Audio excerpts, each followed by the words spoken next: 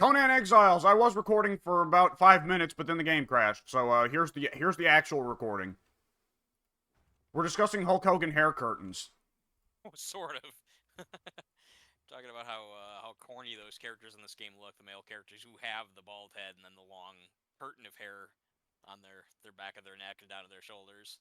Very silly, very I don't know, like you were just saying, Alex, there's a bunch of characters that are attractive in this game, handsome looking men, good looking girls, and then they have those goons. I can't explain it. Don't know what they were thinking. Yeah, Oh, I it's just saw that, Pink. You Knocked me on my tried. ass. Go on, Alex. yeah, it's a very strange choice. Like it almost kind of recalls to me like though it's somewhat of a it's kind of an awkward comparison, but like how awkward, albeit intentionally, how awkward James Earl Jones looked with long hair in the movie, right? I thought he looked amazing in that movie, actually. I thought that was a super cool look. I actually really, really liked it. He had blue eyes as well. Right, because well, the idea was what was it? The director said I wanted to have a black guy with long flowing like the kind of long flowing hair you'd expect instead to see on white people to give the indication this is a long lost like race or something. Yes, that is exactly. I never heard the director This say man that. is of I an believe him. ethnicity that no longer exists. Yes, that communicated that read perfectly. I'd never heard that before, but that is exactly what I thought.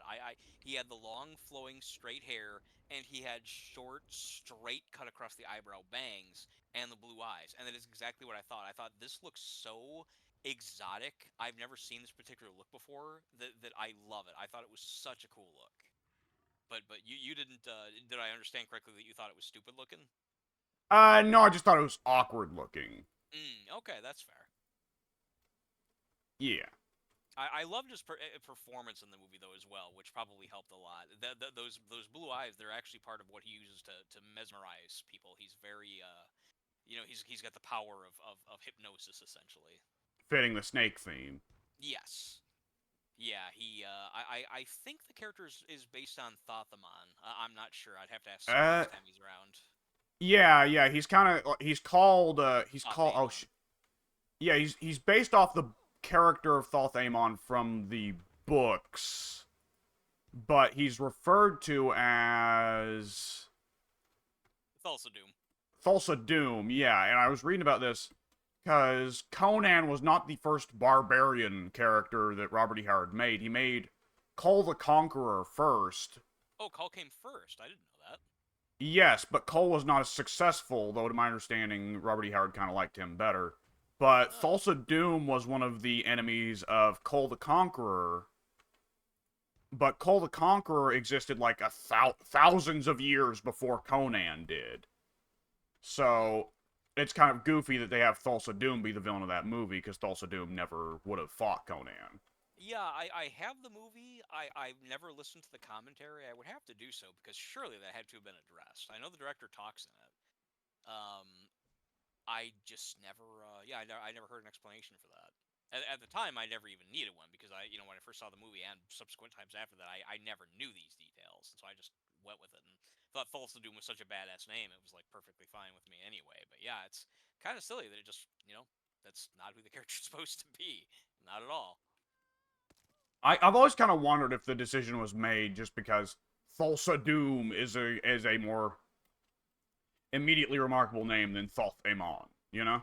That's what I'm thinking. Yeah, maybe it's just that the name is more threatening. I'm not sure. And to be entirely fair, Thoth Amon in Robert E. Howard's stories only pops up twice, and him and Conan never meet. Oh shit. What the? Sorry. Yeah, the elephant just We're came getting through. attacked by a wild elephant who's clipping through the ground right now It on my did. end. Yeah, it just came flying through. I don't think anyone even provoked it. Just the elephant got I close was to us. trying to cook on the campfire. Yeah, I was too. Actually, I was trying to make sure that we had some food and that you could get some energy back there. I saw you were getting beat up a little bit.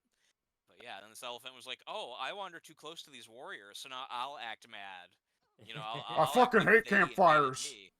Yeah, yeah, that's what it was. He was coming to snuff out the camp. Actually, we hadn't even lit it yet, so I can't even buy that as an excuse.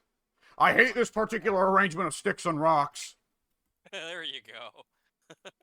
This displeases my elephant aesthetics. That's what it is. But nonetheless, Thoth Amon and Conan never meet. in the Robert E. Howard stories. You were saying that. I didn't know that was true. I guess he was more of a cult character then. I don't no. Thulsa Doom was the No? cult character. Thulsa Doom was the cult character. But then still, nonetheless, Conan doesn't meet with the other character. Yeah, Thoth Amon is like the antagonist in two Robert E. Howard Conan stories, but him and Conan never meet. Have either of you guys ever watched The Fifth Element? No, Yes. I heard it's good though. What? Yeah, it's one that I've heard a lot of people say is good, and I haven't caught up with it yet. This might be that might be the only non-superhero movie that Pink has watched and Mike hasn't. Yeah. That might actually be. I've seen a But- lot of movies. Go on. Part of what's fun about Fifth Element that you don't realize until after the movie's done is that the movie's main hero is Bruce Willis, the movie's main villain is Gary Oldman. You don't realize until the movie is done, Bruce Willis and Gary Oldman's characters not only never met, they were never even aware of each other's existence to begin with. Oh, that's interesting when that kind of thing happens. I like that movies. It reminds me of Heat, the movie Heat. It's sort of similar. Robert De Niro's character and Al Pacino's character do meet a couple times. They have dialogue, actually. There's a fantastic dialogue scene between them that's like 5-7 minutes long. They never share the frame. I think that's a deliberate choice by the director. They are never in the same shot together. It cuts back Yeah. and forth. Yeah. Even there's one moment, I won't give it away. I would never give that movie away. It's a brilliant movie. I adore it. So if anyone out there is listening, go see it. There's one shot that the characters are more or less in the same frame, but they're in silhouette. It could easily just be two other actors. You Yeah. never clearly see Pacino and De Niro sharing the screen. It reminds me of actually a little bit of trivia I read the other day of Planet Terror, I think. Was Planet Yeah. Terror... Planet Terror, part of the gimmick is to try to be similar to actual real-life Grindhouse movies. The villain of the movie, in a surprise twist, is a very famous actor that was not billed for the movie. Or what he was, like, the gag was Grindhouse movies would hire a big actor, have him only film 1 or 2 scenes, and then, bill him, right? Yeah, that was typical.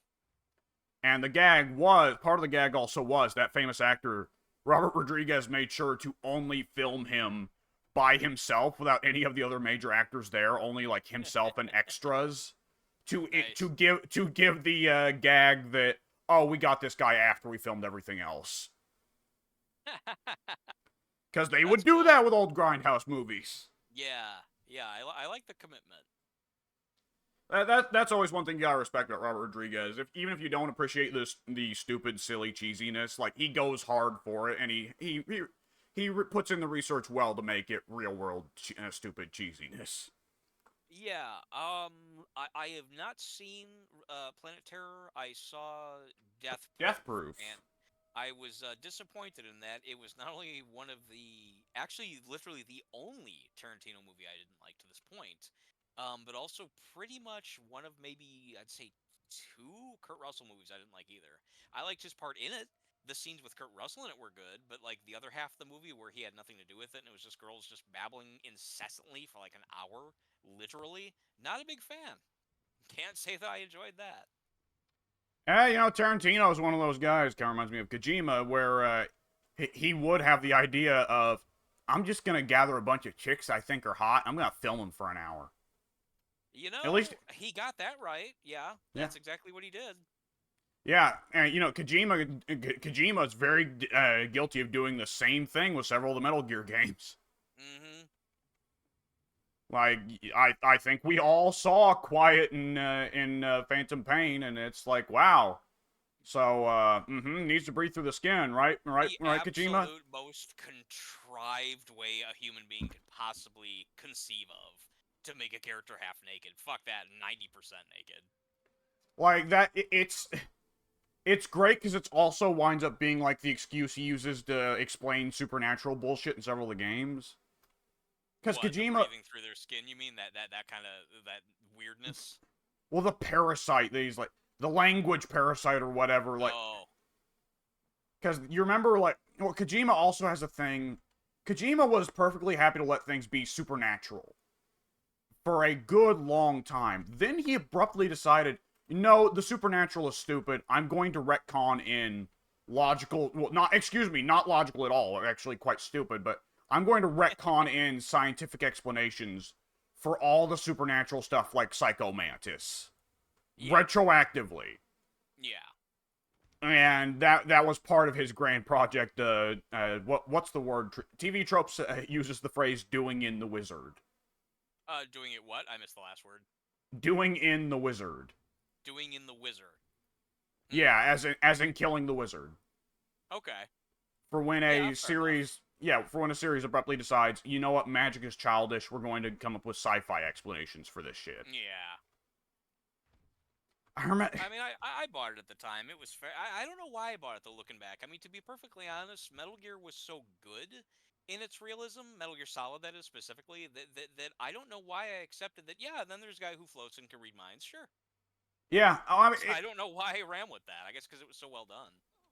I've always found that part of Metal Gear charming, and like I remember one day Ted, after shitting on Metal Gear quite thoroughly, both you and I would me, expect. It's popular. one day Ted on his Christian religious forum, at one point said, "Okay, Alex, explain to me Metal Gear. Explain it." And You want me as to you do can, that simply? yeah, Cool. and I dropped a multi-paragraph forum post going into like not just like all the story stuff, but like the supernatural stuff, the sci-fi stuff, yada yada yada. And in the end, the takeaway that Ted had from it that actually I has kind of stuck with me because it's kind of accurate was, oh, Metal Gear is G.I. Joe for adults. Actually, that's a good way of looking at it. You'd think Yeah, that would that's make him appreciate it more. it did actually. Oh, okay. Ted's still, Ted's still like, I don't want anything to do with the gameplay, but he's still, he like, for instance, we were at one point trying to put together a tabletop game set in Metal Gear, and Ted was very enthusiastic about the idea of playing Revolver Ocelot. Oh, cool. Yeah. But Yeah, that wound up being my first attempt at GMing a tabletop game, and it was a tad too ambitious, so nothing ever came of it. Yeah, I would imagine so. Ooh. Really quick, I want to go right back to what you're talking about, but Pink, I think it's funny that this elephant was apparently so confused that he just never even bothered fighting back. Yeah, we wailed on him for like 10 minutes straight, and he just sat there and took it. Yeah, the super tusk or whatever, that big elephant. He just, as Pink said, he just sat there and took it. Fought back once, I think, at the beginning of the fight, and then just kind of gave up. Thunderfoot has given up. Thunderfoot wants to die. Yeah, that apparently is what happened, actually. Thunderfoot's life has gone on too long. It's Time kind of sad to when you look at it die. like that. He was basically depressed. Yeah, but with Metal Gear, I Metal remember Gear. once on the forum, oh, are you talking? I'm sorry, I can't tell. No, I just very dumbly said Metal Gear. Oh, I didn't catch that. Sorry. Metal Gear. Everyone's got to do it because it's so cheesy. He repeated everything in question form back in that game. But you posted something on the forum once that was a picture of, I can't remember the character's name because I don't watch it. It's another thing that I mean to watch and just never have. It's always Sunny. The character, Charlie. I do know his name because that's the guy's actual name too, isn't it? Charlie Day. Yeah. Only one out of the three main dudes on that show, only one of the actors said change the character's name. But Charlie and Mac both use their actors' real names as their. Well, they changed the last names, but they both use their actors' first names. Okay, I see what you're saying. Yeah, you posted an image then of Charlie with a like a giant diagram with all the yarn going across to different photos and stuff like that on a billboard, like almost like a police, solving the mystery type of bulletin board or whatever. And someone had captioned it trying to explain the Metal Gear series to someone who's never played it. And I recapped just to say someone who's trying to explain the Metal Gear series to someone who has played it. Yeah. It can't be done. It's a fucking mess. That's what it is. And it's Metal Gear is batshit insane, but on some level you wouldn't have it any other way, you know? Yeah, that really is kind of part of what makes it what it is. It's part of its philosophy is that Kojima has these grand ideas. Sometimes they land, often they're just completely absurd. I mean, okay, yeah, a guy named Skullface is gonna like fucking kidnap Sahelanthropus, a giant nuclear robot, to aid in stealing a voice parasite to make everyone stop speaking English or die. Sure. because he wants revenge that for decades he had to go around cleaning up other secret agents' messes, and he got none of the glory for himself. Is that the whole reason? I forgot what his motivation even was. That's what it was. He just didn't get enough It glory. was it was a combination of, like, I think it started off as, growing up, my village was destroyed by American troopers, and now the American government won't even respect the work I put in for them, so I'm going to destroy the English language. I mean, like, I'm kind of getting it until that last detail. Yeah. So I'm going to Revenge! destroy the English. Yeah, I mean, that's some hardcore revenge. I have to hand it to Kojima. In his nonsensical fucking, like, shooting to the moon and beyond philosophy that he has, I do have to admit that he's at least come up with some unique ideas. I'd never heard of a fucking English destroying parasite before. That's a new one. Yeah, that's always, Kojima will have, like, some very interesting ideas. Well, it's like what we were saying the other day with Metal Gear Solid 2. That game turns into an absolute clusterfuck the longer you get into it. The plot just increasingly goes more and more batshit. But Kojima's whole point about overflow of information and the government will eventually try to censor and cover up all the information, he was right. Yeah. The specifics might vary a little bit, but he was on to something. Can't say he wasn't. Yeah. Really would have been And, interesting. Oh no, I'm sorry. Go on. and then Death Stranding, which is a game about how humanity is divided and we need to build bridges, both literal and metaphorical, to bring us back together, happened to come out right before COVID. Oh, interesting. Yeah, I hadn't thought of that. You're right. It was about 2019 or 20. You're totally right. Yep. It would have been interesting to see what he was able to do with Silent Hill, because that series, I prefer Silent Hill done like, I guess, coherently, which would be Silent Hill 2. I think inarguably the most coherent and consistent entry in the series of the ones I've played, at least, which is about four of them, 4 or 5, can't remember. But at the same time, there is something to be said about the wackiness of Silent Hill, and Kojima certainly would have been able to get pretty carried away with that, I think. Yeah, I've always wondered that. I mean, and Guillermo del Toro would have been right there as well, though. Right. Guillermo del Toro, it would have been wild because Guillermo del Toro always like, that Guillermo del Toro wouldn't be able to help himself. He'd figure out some way to involve fairy tales in that too. I would imagine. It would have been a Because metaphor of some kind. yeah, the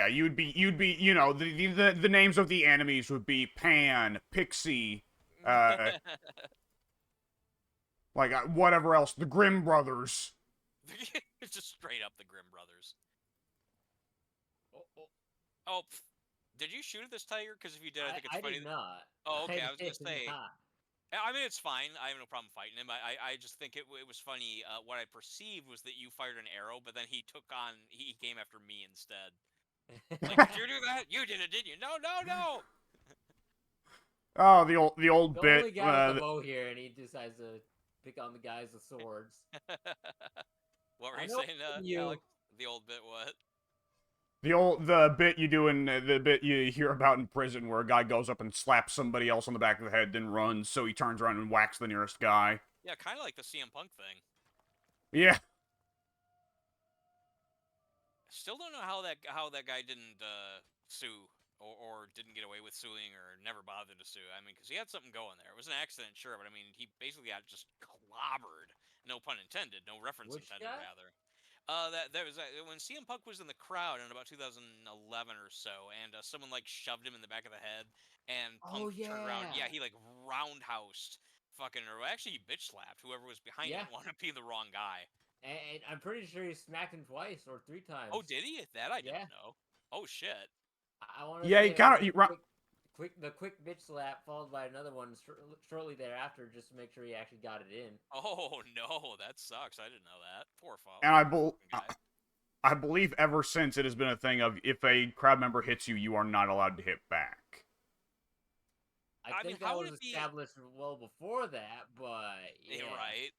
I mean, how can I mean allowed? I mean, like legally speaking, I'm sure there'd be repercussions, but it would be very difficult for me to understand. Oh well, emotionally, I really want to kind of just instinctively defend myself and hit back, but now I'll just sit here and take the beating. Why not?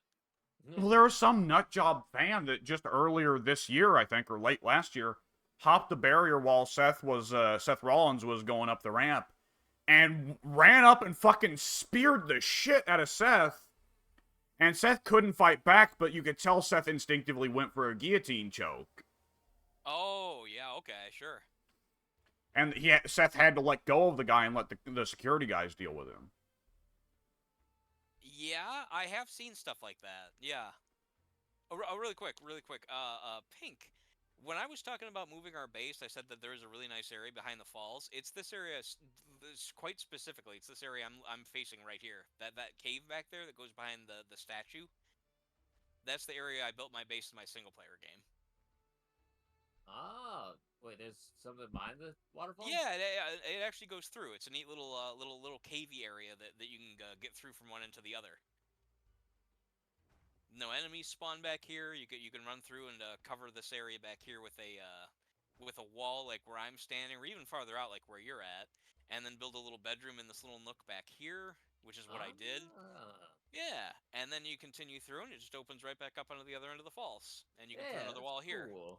Yeah, this is actually a really, and you get to listen to the falls the whole time if you like the sound of white noise. You got Yeah. constant water. You got the beasts out there for constant supply of food and pelts. It's a little light on wood, but otherwise it's got pretty much everything. It's a really good spot. But I don't regret that Alex, that we all dedicated ourselves to the spot that Alex liked. But this was initially my vote. Hey! What? This is the spot that Soon picked. I remember protesting quite avidly. I thought that Soon specifically wanted the area that was more west on the Oasis, and it was your idea to build next to the fortress. Oh, that is true. That is true. I do remember Okay. I was saying let's not build on the Oasis because we'll cover up the spawns. Right, right. Oh, was that a compromise though, or did you actually want to go even farther away? I I think I just wound up dropping all the crap here when I moved the base, and then like I saw this big plateau What and I the was like, heck? hey, we could build. I saw him Okay. come after you. Yeah, sorry, I wasn't there in I time. was climbing up the wall and then I got speared. I saw. Yeah, a rhino just almost killed Pink. Sorry about that, Alex. That's I'm unfortunate. dying. Pink, don't let it kill you. Yeah, try not to die. Roger that. Where I'll are take you? the I'll high give you some. ground. I'm Oh, invincible up okay. here. I'll give you some potions. I have some spare potions. My character simply got way too much I HP. got really nervous when I saw all the animals running at me. Then I realized it was just Freddy. Yeah, I actually tried to stop. Oh, it was your horse. I tried to stop the rhino from getting you, but I missed with my sword and just completely ignored me and came after you instead. Oh, my thralls down there are the ones that have the potions, and they're currently fighting an elephant. But when they're done, Yeah, I'll I be able heard to. her screeching. Yeah, she's got a really good yell. She's like, "Wow!" Yep. She's my favorite for that very reason. Let's see. Do you have potions? Stop it! Come here. Don't break the elephant up here. They are. Stop it! Stop it! No! Stop it! Stop it! Run away! Run away! Run away! Okay, the elephant just did something dumb, so you should probably be in the clear. He took the low ground. What a fool. Yeah, that actually was dumb. Girls, stop it. I wish the followers would actually listen to you for more than just like 5 Oh, seconds. he's back up. He's Yeah, back up. he's He's coming. oh, he's going for you. He's literally going for you. Messed up, yo. I fucker. All the enemies are going after Soon right now. It's like they smell blood. Soon. I'm sorry, Pink. You know what I mean. The wrong names just come out by habit. Okay. Now I'll I show should you a be able to- habit. What? I'll show you a habit. I don't even know what that one meant. I'm gonna be real. I don't know what a lot of them mean. Okay, who's got the potions here? No one has any potions. All right. Well, let's see. You lied to me. I You promised me potions and you have none. I did. Unbelievable. That actually is kind of unbelievable. What the hell? I must have dropped off my aloe or something too. Oh man, that's okay. I don't even have the material to make. Okay, there's aloe not too far from here, I've I got think. 100 aloe leaves, if that will help you. Oh yeah, yeah. You can do it. You can go in your menu and go. It's at the very Son bottom of a of bitch. your pause menu inventory, like your crafting menu that you bring up with the pause menu or whatever. It's you can make some aloe potions. It's the Weak last thing. aloe extract. Yeah, yeah. You said Oh, two All aloe right. per. Yeah, you can make like 10 at a time within just like maybe 30 seconds. That'll heal you up. fuck. What's going on? What did you do, Alex? What I'm did gonna you have to. do? I'm gonna have to move the. I'm gonna have to fix the little battlements above the gate because the gate is really big. Oh. Ah. Oh, I wow. think Those healing potions actually do wonders. I was yeah, they're expecting a really lot less. helpful. You can even give them to your thralls, and when they're in your thrall's inventory, if you tell your thrall to activate them, by that you select them while they're in the thrall's inventory and click them. Oh, that's how that works. Yes, it's not automatic. I had to find that out the hard way. Yeah, you activate them yourself while it's in their inventory. Okay, that explains it. I've been confused by that for so long. I'm glad I I could saw have people say inadvertently been of give help. your thralls healing potions, and Mm-hmm. it's like, okay, I put them in their inventory, but they don't fucking use them. Right. Yep. Because That's I'm exactly used to the thralls being pretty liberal with the stuff you give, like when you give them the knockout gas and they just start chucking it. it. With reckless abandon, they prioritize it. Like, Hell, yeah, I've given them my Ankh, which does like no damage as a weapon, and they sometimes choose that over their legendary spear. yeah. So yeah, you'd think that by They're giving them trying a to send them potion, to they could heaven use them. early, but it ain't working. Right. Which is a funny thought that they're out for souls. They're desperate for souls. Your soul is mine. Your soul is mine. Yeah, yeah. You simply go into their menu and click it, and you'll watch them chug it. Hmm. Uh, let's see. I currently Uh have. oh. Let me. Oh, go ahead. Do what you're doing. No, I I'm. guess there's. Sorry. Go ahead. Yeah, you do what you're doing. What you're doing is more important. I'm just right now trying to navigate my way around the gate. I think I'm finally. I think I slightly. You can place them halfway through a block, which was causing issues, but I think I've got it worked out. I see. What I was actually gonna ask is about how many hides you need, but then I forgot that basically it's there's no real limit to how much we need. Yeah, as many heavy armors as everybody will be wanting to make for their thralls, it is really as many as you can get. Okay. I'll keep doing this then, Pink. If you're enjoying this, you can stick along. Otherwise, by all means, if you want to do anything else, feel free. All right. I'm gonna still be at this for a while because I've got an armor thing going on with Alex where I benefit from giving him some heavy or rather thick hides. And I just noticed that somehow, maybe as a Oh, glitch of my having modified my character's boobs are suddenly like 3 times as big as they were before. I Very just, nice. I just, I just now noticed that my character's bust oh, is like she's like a D cup now. I don't know how that happened. I have to go back to my change those back. They don't look with this character's build. bitch. Although I like that Pink is just like good job. Well He, done. he sounds like he's rating you at the end of a mission. Yeah, yeah. A plus. That's some Excellent S work, Snake. boobs Get right back there. in there.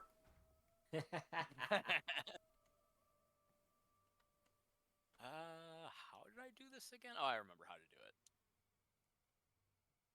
Yeah, it's actually right here. Yeah, let me look at what it's what the Ugh!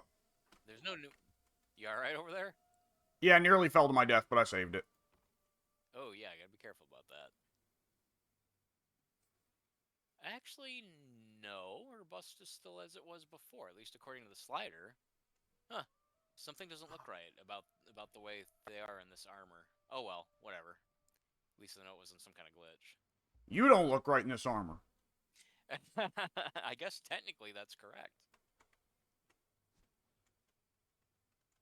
You Son don't of know how it feels to be me. I was thinking the other day. I forgot we were talking about Oasis and Champagne Supernova, and I was talking about how much Oasis sucks. And I forgot to mention that in Twisted Metal they use one of the Oasis songs to pretty good effect. It's just a montage. It's just John Doe, just scenes of him just kind of driving and just going on about his rather lonely life, thinking about what it's like to have a family and stuff like that. And it's either, I literally don't know, they blur together to me. It's either Wonderwall or Champagne Supernova playing in the background, and it's really kind of pleasant. Probably the All best use right. of that song I've ever seen. Yeah, I mean, it's nothing profound, but it's like, oh, this is a nice, relaxing kind of like, well, life on the road, delivering packages, doing what I got to do. And it's just a pleasant little kind of slice of life, little set of scenes. Yeah, But somebody got to do it. yeah, that's kind of what he says in so many words. He's like, "Hey, man, I'm a milkman. That's what I do." I'm the milkman. I father everyone else's kids. He doesn't quite say that. He's just a delivery man. I'm wondering if any of the Twisted Metal games had a milk car, milkman, milk delivery truck. Very old fashioned, but that would be a vehicle type that they could have used. I don't know if they ever did. That would have been Oh, awesome. that's a good question. Yeah. Yeah, because the original Twisted Metal, which I actually, one of the very reasons why I ever wanted a PlayStation in the first place was because Twisted Metal came out and was like kind of like one of the. It wasn't a launch title for the PS1, but it was like, I think. Ooh, man, maybe like a couple months, I think, after the system debuted, and it was like, oh my god, a car combat demolition game where you could, you could be a taxi, a police car, a lowrider, an ice cream truck. It was just so gimmicky that it really, really caught my imagination, and that's one of the reasons I loved the series and wanted to play it right away. And never, a whole long story short, basically, I know that they added other vehicles, other gimmicky vehicles that they didn't have in the first game, but I don't recall a milk truck being one of them. I just don't remember if that's one of the cars, and if not, that would be kind of silly because by the fourth game they were kind of running out of ideas. Oh boy, they were having weird ideas with the third one. The fucking what was that? The DJ Volkswagen. Oh, I forgot about that. Yeah, Firestarter, I think was the character's name. Yeah, and it's driven by what was it? Well, Twisted Metal 3 had those stupid endings where every single one was the character coming in and having the dumbest wish imaginable, and then Calypso fucks them on it. It's the I like only that it's game the where, dumbest wish imaginable. yeah, What's the and dumbest thing you can think of, contestant? I'll grant you. yeah. Well, not only that, Calypso fucks them on all of it. It's the So only it game. wasn't even. It's the only one where he specifically screwed every single character over. Yeah. Calypso's not just like doesn't just screw people because I'm Calypso. What a card.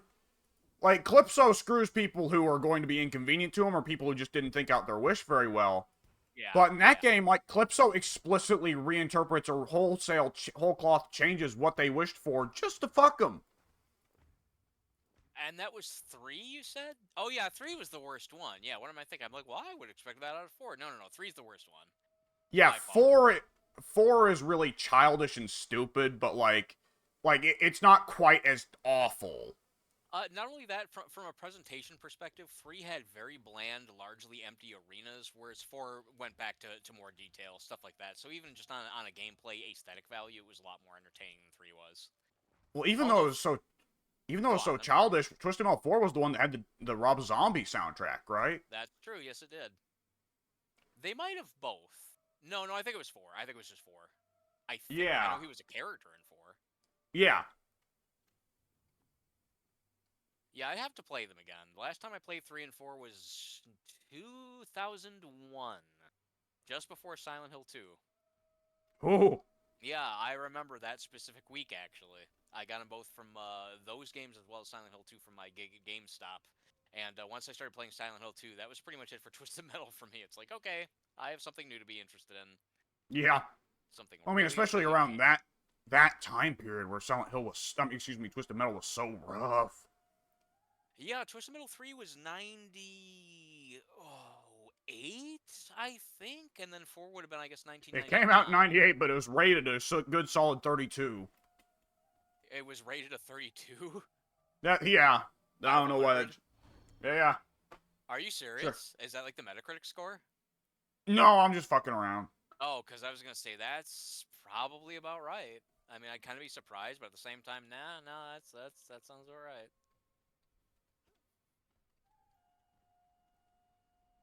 I What didn't was realize it? this, but no, go ahead.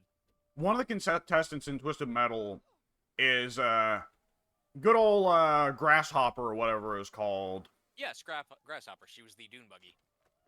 Well, in Twisted Metal 3, it's driven instead by an ancient grandma who's like, I don't know, called something like Granny Apple Pie or something like You're that, because that was right. I that was all forgot. the I didn't subtlety know. that Twisted Metal 3 and 4 had. And I remember her thing is that, like, when you get the little title card that displays what her wish is, she wishes to have peace and quiet around her house. She's sick of the kids always dancing and partying around her house. She wants some peace and quiet. So she's going to kill a bunch of people in a Twisted Metal competition for peace and quiet, as you do. Just And naturally. the win cutscene. Or pink. I just said just naturally. That's what you do. Especially for an old stereotype. Absolutely. Yeah. Go ahead. So no, it's fine. So she wins, and the cutscene she goes in, and Calypso goes, "So, Granny Apple Pie, you wish for peace and silence around your house." That's a really good Oh. Calypso, by the way. For Twisted Metal 3 Calypso, yeah, that wouldn't work for the other Calypsos, but Twisted Metal 3 No. Calypso, yeah, Twisted Metal 3 Calypso is like really like, I was about to say honky, but that's very different. No, he's very he is very honky in that game, but like. He's kind of similar to how you just did it in 2 as well, but 2, it's not quite as overt. He's kind of got the voice, but it's not so, like overdone. Yeah, and then Head On takes that Twisted Metal 2 voice and instead turns it a little bit more sinister, where he's like, "So, Granny Applebottom, you've won my tournament." But yeah, Twisted Metal, "So, Granny Applebottom, you've won the Twisted Metal tournament. What is your wish, contestant? Your wish has been granted. You will have peace and silence in your home." And then it cuts to Granny Applebottom, who has been put into a fucking Clockwork Orange observation device where she is tied down to her seat and like has her eyelids forced open while the TV is blaring very loudly of like fucking static or something. And it's like, Calypso, that's not what she wished for. Not even vaguely. Yeah, how is that peace and quiet? Someone misinterpreted something very badly. Maybe even me.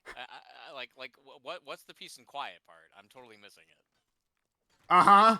Like legit, they got it wrong, or they like overthought it to the point of coming around to completely fucking it up. And there's another one. What was the construction vehicle from Twisted Metal 2? The Mr. Slam.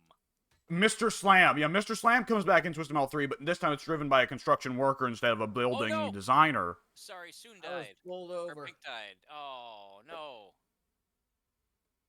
I will guard your corpse for whatever it's worth. Protect the bones. Almost looks like you dropped a book. No, there's a square object I where you can't died. read. Yeah, that's. Yeah. There's a square brown object that looks like a page. I like or something Detective by your Pink putting the clues together to figure that one out. Hang on just a moment. I can't read. This doesn't add up. Oh, he's glitching into the wall. But I always loved there was. Oh yeah, I'm sorry. Go on, Soon or Alex. I Yeah. call everybody Soon. We're all soon today. Apparently so. When you have someone who can't get fucking names right. I think he's actually stuck in the wall. He's not moving. It looks that way. How'd you? Okay, he might. Oh, he you might put not. a. Never mind. I didn't realize that you put a bedroll here. That was smart. I But, was not Miss- for this world. Go on, Pink. Mr. Alex. Slam in that game is driven. Oh God, no! That was not on purpose. But I know Mr. who Slam- I'm referring to. Like I know who I'm talking to. Just the wrong names come out every time I throw one out. The odd thing is, like, for all the ways you have harder time speaking later into the night, it seems like that one goes in reverse. The later we get into the night, the better you remember everybody's names. The more accurate I am about calling people who they actually are. Yeah. But nonetheless, Mr. Slam in that game, instead of being driven by the building designer, is driven by a construction worker who wishes, the little biography you get when you pick him is like, you know, Joe working man, he wants a real nice big construction vehicle for his constructioning so he can do construction work. Hey! But then you get in there and Calypso's like, so, Mr. Slam, you wish to be closer to your inner child. Your wish has been granted. Oh, and it boy. cuts to him being turned into a baby. Yeah, I figured it'd go in that direction. They really were pretty fucking lame in that one, then, weren't they? Like, everything about number 3 was bad. There were a couple interesting characters, but, like, interesting just as far as, like, you know, oh, that's a cool vehicle. That's a cool concept for a Twisted Metal character, but that's about as far as it got. Yeah. I mean, I remember playing. I played 3 and 4 either a day apart or on the same night, one of the two, and I just remember being like so done with 3. I thought, wow, like this is such a dramatic departure from what is classically considered the best Twisted Metal game to what is clearly the absolute worst. Just immediate drop. And then I remembered 4 actually picked the slack back up a little bit. It was like, well, this was actually kind of good. So, yeah, it kept the childish direction, but to my understanding, it was better built. Yeah, just another thing that a lot of people don't talk about anymore, but it was really big at the time, and deservedly so. 3 had really awful, oversensitive physics, to where if you turned too quickly or whatever, your car would flip upside down on its roof, and you'd have to like wheel the controller or tap buttons or something to right it to get it back on its wheels. That's something that they ditched. Either they got rid of it or made it a lot less sensitive for number 4. So even like literally down to the actual the physics, even the actual engine of the game, even that was poor. Blech. Yeah, really, really awful. What was I going to say? Some of it. Well, another thing about Twisted Metal 3 that's so bizarre to go back and look at is like Twisted Metal 2 used like generally very comic book styled endings, right? Oh, yeah, it was very absolutely. comic book art. And Twisted Metal 3 suddenly made the switch to pre-rendered CG, and it just has the most ghoulish looking CG characters. I don't remember what they looked like. I kind of vaguely do. When you mentioned the granny, I remember either her illustration or her character model. It's kind of vague. I have an image of Her eyes shooting out of her skull. Yes, I remember the googly eyes. Yep. Oh man, and the dancers who inexplicably in their idle pose, like, okay, your character. So Twisted Metal 3, all the endings follow the same formula. It goes in, your car enters the arena. I don't know why I have such a good memory for this, but then there are some things where Sunu can just fuck me on. But nonetheless, I can clearly recall your vehicle enters Calypso's little chamber. Calypso is up on this podium and he's like, "So, driver," and then he grants your wish. It plays like the cartoon spiral effect of like you're being hypnotized almost. Oh boy. And then it like kind of fades in your character going through the spiral going, "Oh no!" That's awful. And for most of the characters, it is just them pretty well standing perfectly still, but with their eyes shooting out of their skull. They've all kind of got that going on. Going, "No, Calypso, no!" I totally didn't expect this craziness when I came to the magic person who grants wishes. But I remember the dancing duo that drove Firebug are still dancing while they're spiraling through, and it's a really awkward dance animation. like a real robotic dancing animation specifically. But those two are still also going, "Calypso, no!" while dancing. Oh, that's dumb shit. It certainly is. I mean, so they got everything wrong. Literally everything. They got the concept wrong. They were dumb character designs. The endings were overly simplistic. The physics were bad. The graphics were bad. The arenas were bad. Like every aspect of the game was a step down. Everyone. I love that movie way before that meme was popular. Damn it. Yeah, The Professional, also known as Leon. The gif of Gary Oldman screaming his fucking eyeballs out of his skull at some goon going, "Everyone! it Yeah. comes from that movie. Yeah. It's 85% through the movie, and the main character, Leon, a kind-hearted yet nonetheless assassin, he's pretty much whipped all of Oldman, the corrupt police commissioner, police agent. I can't remember what his position is. He's pretty much whipped that guy's entire team. And Oldman calmly says to, as you said, one of his jobber goons, he's like, dude, get me everyone. And the guy's like, what do you mean everyone? Followed by him turning around and screaming, fucking dude, everyone. Just exits the screen. Like, okay. And if Got you it. grew up with Ned's Declassified School Survival Guide, which I think Soon and I were the only ones who did, the goon getting screamed at in that scene goes on to be one of the main characters in Ned's Declassified as the science teacher. Is that actually the premise of the character? Is that literally No. what they're I don't know. I mean, I've never seen it, so I wouldn't know. I guess the answer to that. No, That's a no, the thought occurred. The thought occurred to me. I did phrase it like the character, not the actor. The character. I did phrase it like that. But no, that Stranger things have happened. Stranger Things have happened, and Stranger Things was a good show. But but no, that is not. That would be hilarious for this to otherwise be Nickelodeon kids show, but nonetheless the science professor. Okay. Yeah, but nonetheless the science professor is former fucking hitman for corrupt police chief. But Make for an interesting Nickelodeon show. yeah. Kids. Now, Ned, don't forget to bring back your little volcano project, or else I'm gonna come to your house and I'm gonna murder your fucking parents. Well, he's reformed. Yeah. If I recall correctly, the goon in question does chastise one of the other characters in the movie for killing Natalie Portman's little brother near the beginning of the movie. He's like, "What the fuck? It was a kid." And the guy was like, well, I don't know. I was just shooting. We were supposed to clear the place out or whatever. So I think maybe, if I'm thinking of the right character, the guy's kind of got a heart for an evil gangster.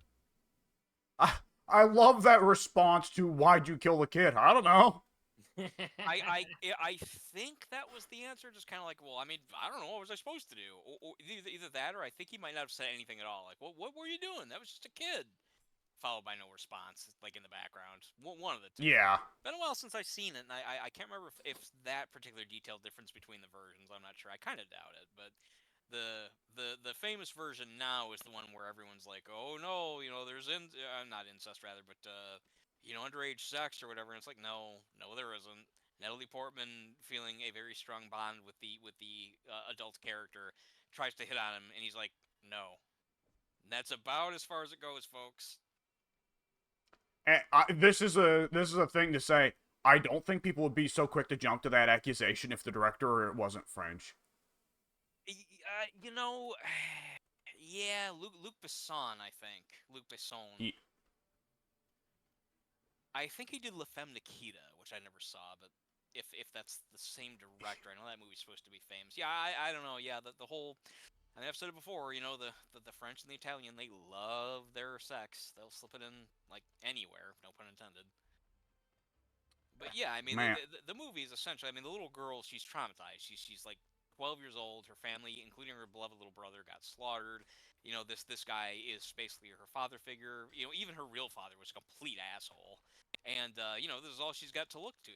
This guy's her protector. He cares for her. He's trying to guide her and teach her, and she's 12, she's coming into her sexuality, and she's confused, and she gets drunk. They're having dinner or whatever, and she gets drunk on wine, and she's giggly and goofy, and like later that night or whatever, she's like, "Oh, I'm starting to feel in love with you. I think we should get together." And he's like, "No, Matilda, I can't do that. That's wrong." And, again, I can understand. I'm not trying to dismiss the people whose feathers were ruffled by that, but I think it's been a little bit overblown. It's not like they make out and that's like, hey, should we? No. It's nothing like that. No, that's American Beauty. Yeah, you're not wrong. I watched that one when I was, probably when I was 12 or 13. Were you confused? That would have been a really confusing movie at 12. I saw it when I was like 20. A little bit confused. I understood that it was midlife crisis. Yeah. Yeah, The that part was that took me a second, like, oh, what, oh, was when the neighbor goes from "I'm gonna kick his ass" to suddenly making out with him. That part a little bit mixed me up. that was yeah, that would have been really confusing for a younger person. For me, that was a really interesting character development. It was like, wow, whoa, where did that come from? Okay, the guy's closeted. Where's this gonna go? And actually, well, without ruining the movie for anyone who hasn't seen it, I won't. But went in some pretty wild directions from that point forward. I still think it's a good movie.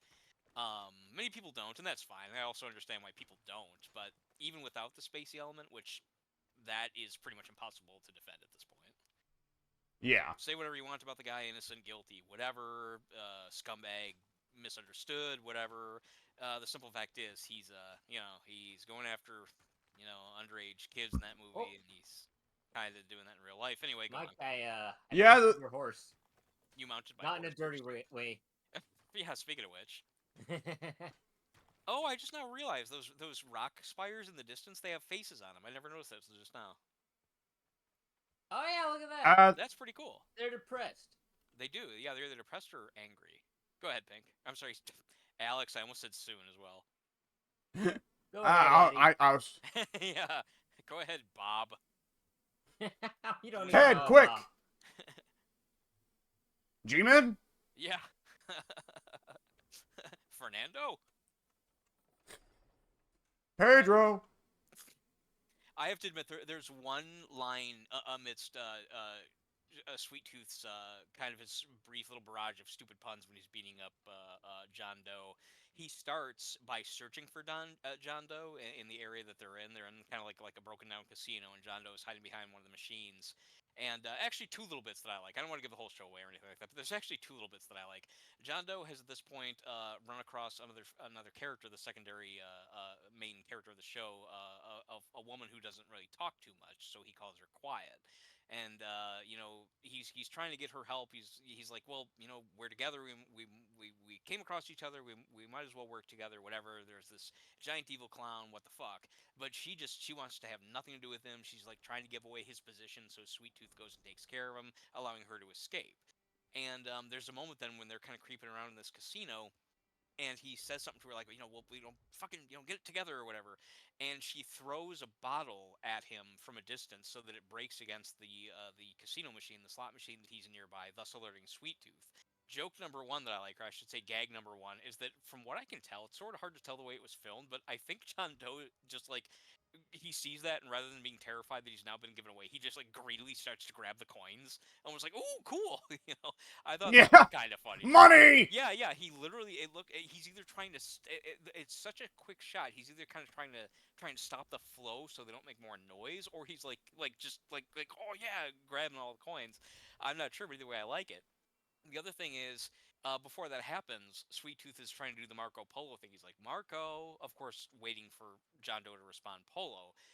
Obviously, Yeah! that's not going to work. That's a stupid thing to expect. Yet, nonetheless, it's just a cute little line. Sweet Tooth says, well, it usually works.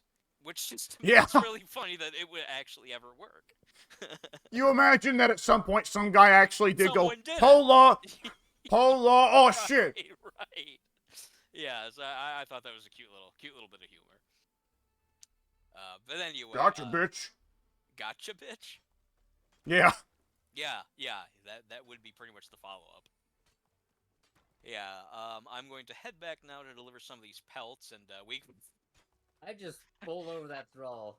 Yeah, For good reason. Pink just completely plowed away, just splattered my main female thrall here, and to which she was just like, "Whoa!"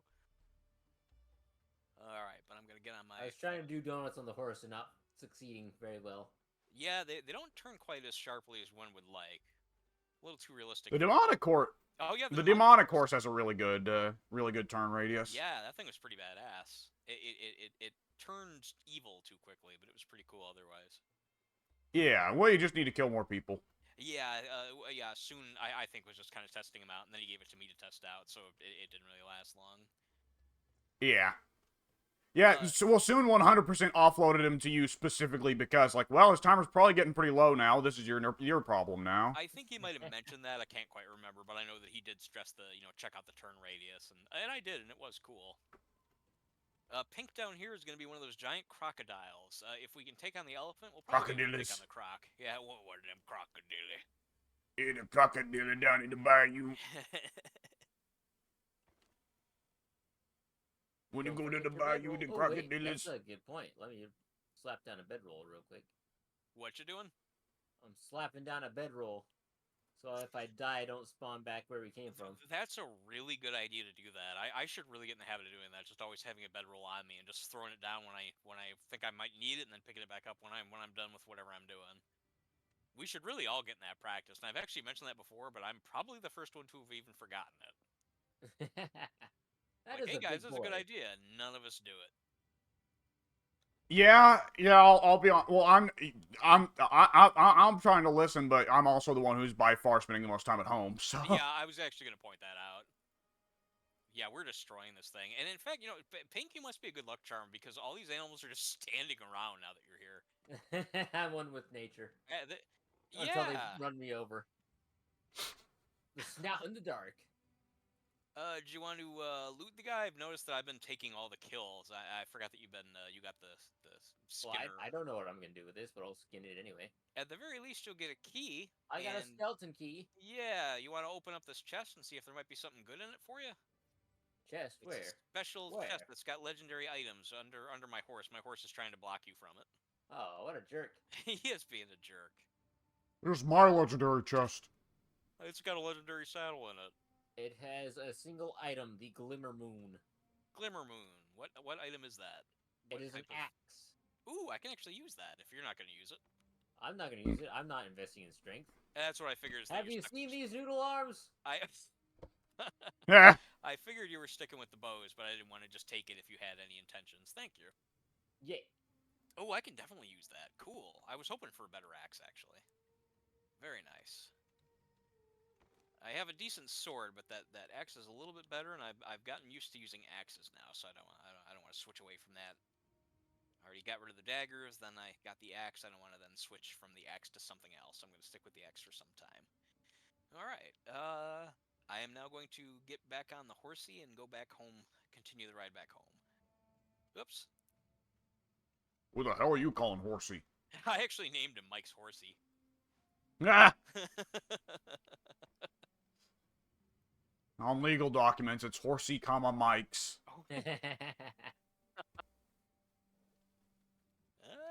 Can we go this way? Kind of looks like I'll we let can't. you try first, and if you can, I'll follow. Oh God! I didn't mean to do this. Goodbye, Oh Mike. shit! Oh, whoa! You have to. Okay, out of 700 health, I got knocked down to about 50. Ooh, So yeah, that's quite the drop there. yeah, if you don't have 700 health, I wouldn't risk it. Math would say you'll die. Oh, that's right. Here's the way I'm supposed What to has be. math ever done for us? I hate math. One of my favorite Simpsons gags. They're angry at the angel, the angel that got dug up, the statue of the angel that they think might be actually like a relic of a legitimate former deity. And they're trying to figure out what it is. Is this a real angel? No, there's no such thing as angels. Blah blah blah. I believe in science, etc., etc. Mo is one of the ones who believes in the angel. He's like, well, no, the angel is real. I believe that there's a god. Blah blah blah blah blah. And so they go at What? some point. They're all pissed off, and they go. The town of Springfield goes to take down the angel, like to break it or whatever. And they're carrying torches and everything else. You know, they've had enough. They want to destroy this angel that's causing so much controversy. And at one point, something, maybe even the angel itself, falls on Mo. Um, and actually, there's two jokes. I'm sorry, I forgot. There's two jokes there. Before they even go out to take down the angel and destroy it, they're watching a story about the angel on the news in Mo's bar, and Mo says, "Angel, what?" Yeah, yeah. He's like, I'm doing this. I'm doing this so wrong. I'm telling this three different ways from sideways. All right, You're Simpson. ruining the jokes, Mike. I legit completely am butchering them. I forgot that there's a second joke. It's a dual layer joke that Simpsons used to be really good at. Let me get it right. There's an angel. It's got the crowd split between the believers and the non-believers, the science versus the religion. Mo is one of the ones who believes in the angel, and they're watching a story about the angel on the news at Mo's bar. And the people on the news are talking about, well, this is nonsense, and science will prove it. And joke number one, Mo says, science. What has science ever done for us? TV off. That's joke number one. Yeah. Subtle but good. Joke number two, which I like way more because it's so blatant and completely ridiculous. Mo gets in the mob that goes to destroy the angel. Something falls on Mo and completely like crushes him to where he can't move. I can't remember what the object is. Not really relevant, but he says, I can't move. My back, it's broken. I only hope that medical science can cure me."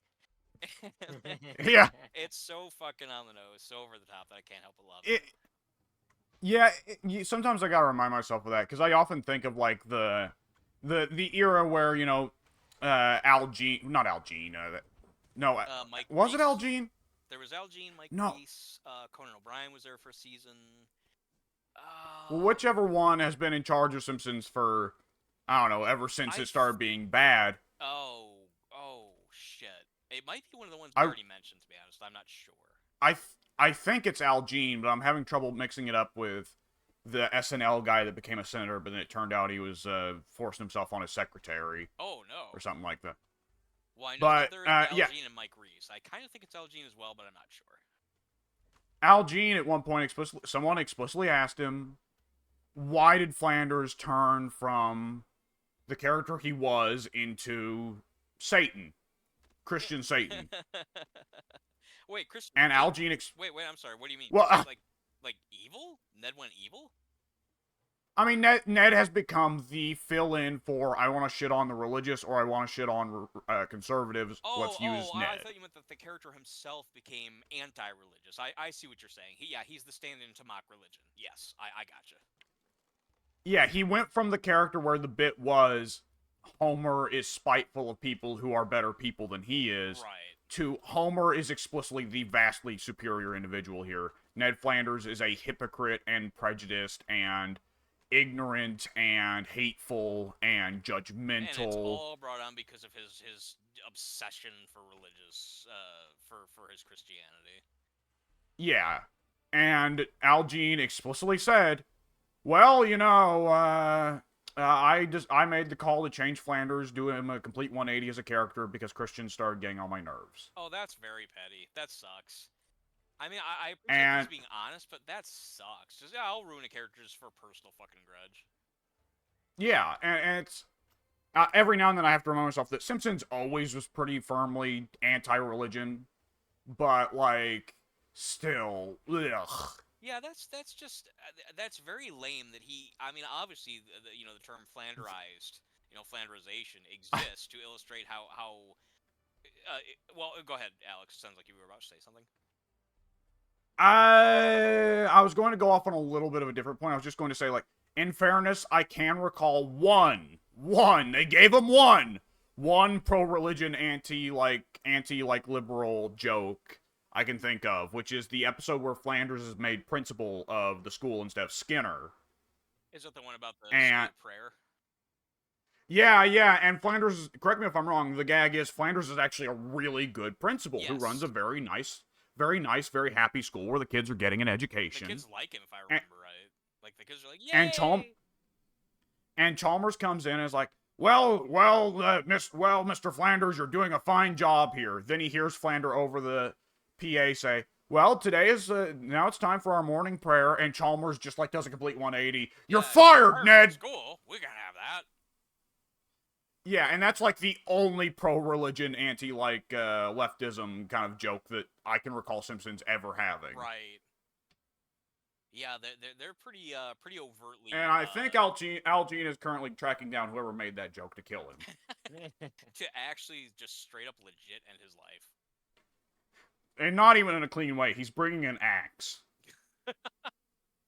Oh dear. Like, look, he's gonna. You remember that bit from? The Shining when someone walks in the front door of the hotel, and Jack Nicholson just comes out screaming and embeds it deep in their chest? They're about to receive that from Al Jean. Oh, okay, yeah.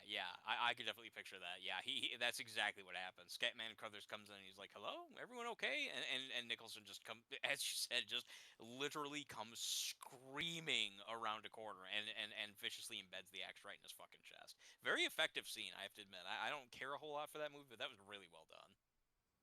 Yeah. I mean, for first. Splat.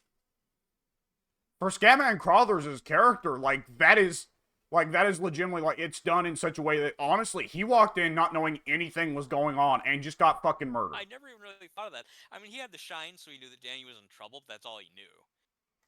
Yeah. And so, no, go on. There's horror in that. There's horror in that, most horror victims generally know going in something is going wrong, and it's building up tension. That's one of the rare examples of a guy who is walking into a situation that, he knows something's off, but so far as he knows, it's probably just that, oh, well, maybe they're freezing to death out here. No! Yeah, can't say that he expected, although, again, I'll say that he should have, seeing how Jack was acting in the first 10 minutes of the movie, but, plot-wise, in all fairness, my smart-assery aside, he shouldn't have had any idea, and obviously he didn't, that, Jack Torrance was, insane and murderous by that point. Yeah. And lo and behold, the black guy was the first one to die. Yep. I mean, to be fair, it was 2 hours into a 2.5-hour long movie, but yeah, I mean, all the same. Yeah. It'd have been very different if they killed Scatman Crothers before anything even happened. He's just showing the family around, and here's where the pantry is, or whatever. And Jack Nicholson, oh, just stabs with Whoa! So tell X fast. Whole movie just from that point forward, it is on. And here's where we keep now we're Krispies. Oh! Now, Danny, do you want to have some ice cream? Right. Oh! That's what he says. That's right. Do you want ice cream? There you go. It's even better. I forgot the line. I love some ice cream. Ice cream's pretty good. I asked Soon this the other day. What's your favorite ice cream, Pink? Dude, basically, anything that's chocolate. Anything that's chocolate. Oh, yeah. What about you, Alex? I don't know what's better. French vanilla, but no. Oh, French vanilla's good. French vanilla's good. Can't lie. Oh, vanilla bean is good. Vanilla bean's really good. That's my dad's favorite flavor.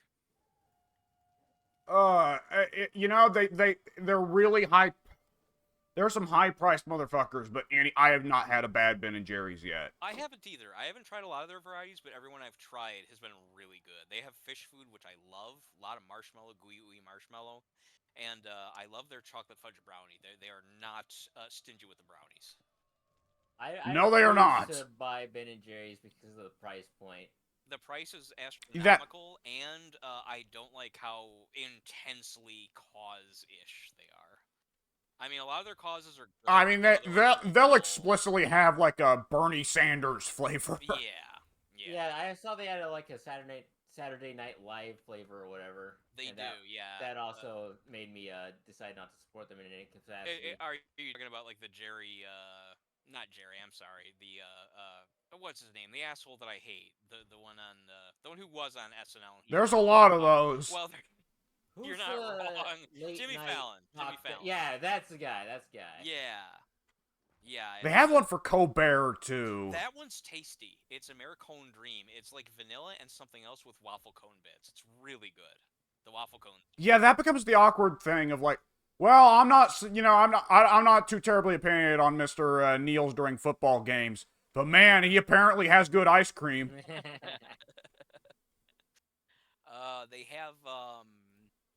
They have another flavor. Their old famous one, Cherry Garcia. I've never tried it. Have you guys? I've stocked it. Not that I can recall. You've stocked it? Did you say stocked? Yes, I work at a grocery store. Stocked. Gotcha. You should steal some and try it and get back to us. Yeah, that's and do it in front of the manager. Hey, what are you gonna do, asshole? They like that. Hey, some managers might respect that. That guy was very bold. He didn't give a shit. He's got gumption. Yeah. I like his spirit. Pink didn't give a fuck. That's very Office Space, come to think of it. I was thinking that, actually. Yeah, that very thing. Let's promote this the manager is suspect of Pink, so he brings in some inspectors. The inspectors watch Pink do it, and they're like, well, we think that, in spite of your suspicions, he's actually got management qualities to him. Theft and audacity. Disrespect. Exactly. All the qualities of a good manager. Yeah. I mean, given some of the managers I've worked for, Eh. I don't think I would want to be a manager. I was offered a offered a position rather as assistant manager, and I wasn't even really sure I wanted that. A lot more responsibility and a lot more hatred from my coworkers for not a whole lot of pay to make up for it. I don't know. Not really my thing. Yeah, it's not an ideal position, even if you're good at it, which, I'm biased here, but I'll say, like, my dad, good manager. I'm not gonna come on here and say my dad was real shit at his job, but nonetheless, well, actually, I think we've got a few recordings of Addy saying that his dad was shit at his job, but nonetheless, the nonetheless, like, my dad very much had the philosophy of, leaders lead from the front. Show them that you're willing to go out there and do the work yourself. He's also, like he said before, middle management. The job of middle management is to protect lower management and the employees from upper management's bullshit. That is cool. You are the umbrella that protects them from the shit they rain down upon them. Yeah, ideally, yes. Yeah. And my dad would still have some guys that it's not like that would have it in for him, not because they had personal issues with him, but just simply because I want his job. Oh, and yeah. I can't have his job as long as he's still here. Yes. So I'm going to make up a bunch of shit about him to try and get him fired so I can have his job. Yeah, that's the kind of crap that you don't normally have to worry about if you're just a grunt working alongside fellow grunts. No one cares that much if you're just a coworker. It's once you start getting a little bit higher up. I mean, like with me, even just something as simple as modding on the THQ forums, like I noticed a substantial shift in a bunch of, not the majority, but in a noticeable amount of members who just like immediately started looking at me as like suspect just because I was Man, I getting into a hated mod. your guts. I hope you didn't, because I know some people actually really kind of did. I mean, maybe you changed your mind Well, for all I know. Pink, yours was a different case, though, because you hated Mike before he was a mod. That's true. I still hate him now. Yeah, I despise Mike. I've always despised Mike. I don't know why I'm playing this stupid game with you guys. I mean, Mike's really bringing down the mood. I'm sorry. Yeah. I remember that there were that no good fucking hater. No good fucking hater. Really quick in total, I have 3, 4, 5, 6, 7, about 1,000 different variants of thick hides. Ooh! Yeah, 350. Heavy armor! Yeah, you don't have to stop what you're doing, but when you do have some time, let me know, and I'll switch up my armor for something that's better than just the encumbrance. Yeah. For a while, I've just been stripping the environs for materials to upgrade the appearance of our castle. Now that we have a second, that staircase is looking pretty fine, I'd have to say, and that gate's pretty awe-inspiring. It's like a the gate's a little awkward right now because the surrounding walls don't match it, but the staircase is looking pretty good. I'm pretty happy with this. Yeah, it'll get there. It's not done yet, though. It's gonna need. There's one particular peculiar issue where the foundation that I built in is kind of sticking through the walls a little bit. Oh, I just saw someone's horse pop in front of me.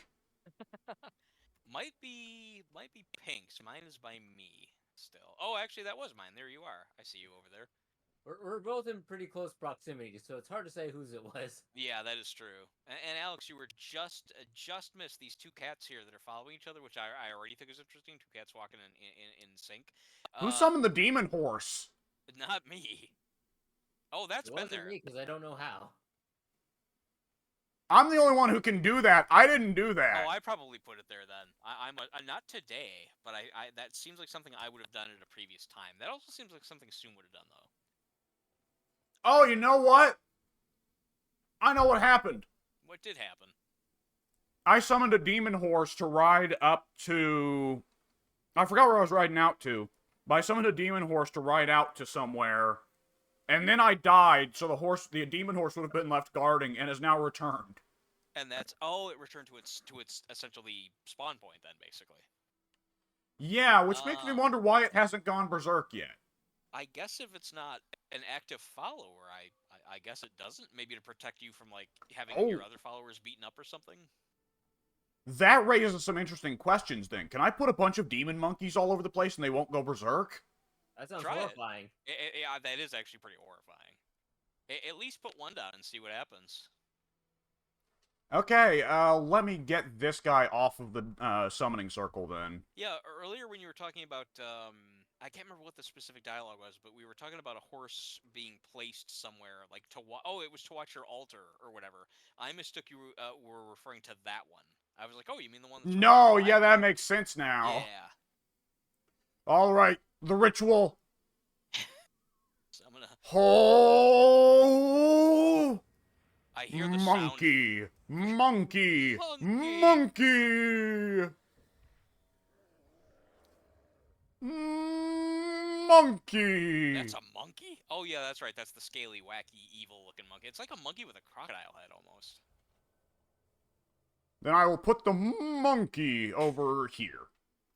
I like that you just put him in your pocket temporarily. Yeah. There he is. Yeah, I hope that he doesn't have a timer now and he's just gonna be hanging out. Yeah, I hope so too, for several reasons. That he will make for an interesting part of the decor, though, I must say. Yeah. He almost belongs in the menagerie up there, but since he's a demon, well, a couple of those are demons too. He's fine where he is. Yeah. Oh, good lord, I only just now noticed you guys moved all the animals on top of my house. Yeah. I had to clear the way because there were so many things blocking the main entryway here, the main thoroughfare. It was just too messy. Couldn't even put a thrall anywhere because they were too close to another one at all times. That's great. Yeah, it actually it was funny but inconvenient. Oh, I really like. I only just now saw the interior here with this gate. That's really cool. I like it with this big gate. Yeah. Gonna need to put some stuff in to match the rest of it, but nonetheless. That totally is an Aragorn gate. The sexy shot when everyone decided that they loved the character because he was sexy because he slow motion opened that door. Yeah. I loved the character, but that always struck me as very, very cheesy. It's like, oh, he opened it in slow motion, and he had sort of like a little bit of a sort of unintentional swagger to him when he opened it. Ooh, I want to have sex with that guy. It's like, yeah, I mean, he's handsome and all, but like, really? I mean, whatever. Okay, fair enough. You mean you don't? I think of worse men to have sex with, and I'm not gay. Yeah. A lot of these legendary items are actually really kind of on the weak side. Oh, they're not legendary, they're Turanian. Never mind. Yeah. Iranian? Yeah, we have some Turanian weapons inside the armory near the end of the... Well, I don't know how to describe it. The end of the Western Hall? Western... How would you describe it, Alex? How would you tell someone to get to the armory? What would you say? Take a left from the gate. Yeah, that's actually way more direct. Yeah, if you take a left from the gate, it's the just beyond the big sign. Yeah, and there's a single chest on the closer side of the wall. Not that, very close though. This one right here, it's got some Turanian weapons in it. They're pretty weak though. They might be stronger than what you've got. I'm not sure. Iranian bow. Health damage 7, armor penetration 8%. Let's see what I'm rocking with Bessie's bow right now. Well, the armor penetration is 9, and this health damage is 26. Oh. There's no way the Turanian bow is better than the legendary bow that Pink is currently carrying. Are the Turanian and Turanian, are they just like, is their armor weak as well? Are they just really weak, like kind of starter armors or whatever? So, armors just simply goes in, like, 2 tiers. There's the non-epics and there's the epics, right? Okay. And weapons, though, will go from stone, iron, steel, hardened steel, and then the, like, epic tier up there is, like, can be made out of star metal or obsidian or a few other materials. Okay. Can I make arrowheads out of iron? Oh, yeah. Yes, you can. You need to learn it in the knowledge, and then you do it at a carpenter's bench. I need to obtain knowledge? No! You need to get smarter to be able to make that stuff. But I'm dumb! Well, then you're fucked.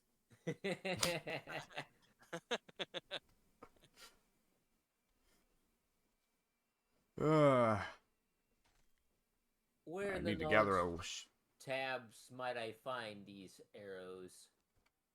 Alright, knowledge, you're gonna go to weapons. Then you're gonna want to go all the way down to archer, and they'll be under archer, all the different arrow types you can research.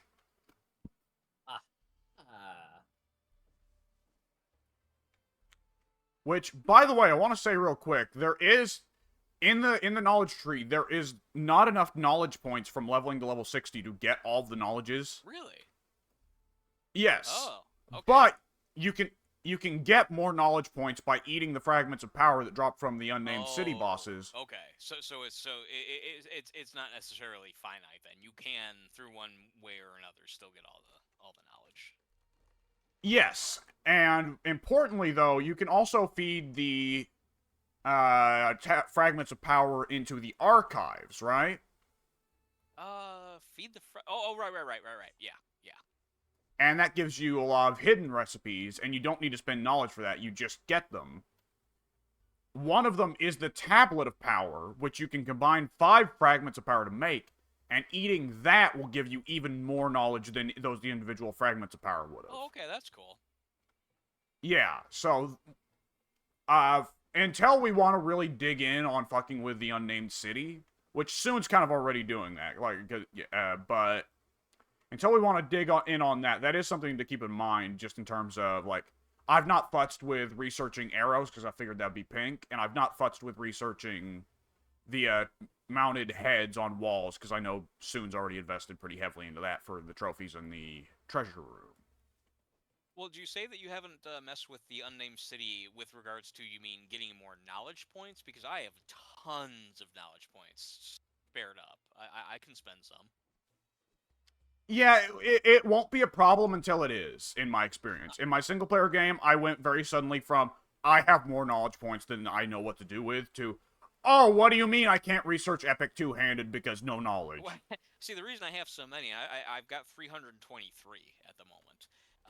The reason I have so many is because there's been so much stuff that I haven't needed to do because you guys just readily and quickly just went and got like all the knowledge, and so you've built like everything. I have no need to, for example, have the stuff to build. I mean, just like whatever a compost heap because well, we already did it. I don't need the knowledge for it. There's already there. You know, I don't. Someone's already built one. I don't need to build a second one. And that's true of so many things that I just have loads of knowledge points stored up. So I would definitely not mind. In fact, let me look now. Let me look and see if I can open up some stronger arrows for pink. I'm sure I should be able to. I don't think pink's particularly lacking for knowledge points. Oh, well, you brought up pink? arrows, so I wasn't sure. Yeah, pink. Do you have a lot of knowledge points? Do you know? I do. Oh. I have 148 of them. He's actually been spending more than I have. I spend them in great bursts. Yeah, that's generally what it'll be is you'll hit something in the game that's like, oh, I'd like to do this. Oh, it needs 6 knowledges. Yeah, prerequisites. Mm-hmm. Yep. That be how it do. That's how they get you. By things doing being... They're coming. Or by things being due. Anything but that! Pink, what does your current bow do? What is the... Well, mine, when I'm looking at the options here, the bow I'm looking at says health damage. It doesn't say armor piercing, it just says health damage. When I hover over it, it's got a health damage and an armor penetration. And then it tells me it's a strength weapon. Which doesn't seem right. It doesn't, actually. No, it seems like it'd be an agility weapon. Typically is. What is the health damage number on yours? The health damage is 26.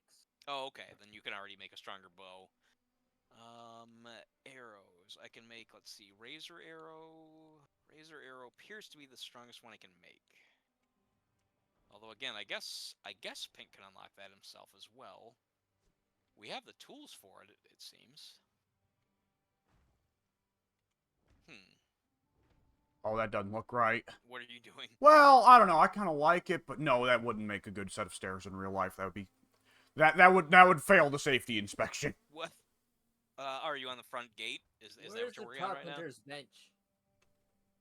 The carpenter's benches are over in the big, like, smithing alleyway next... if you take a right from the gate. I don't need your help. Shut up. Come eat this putrid meat.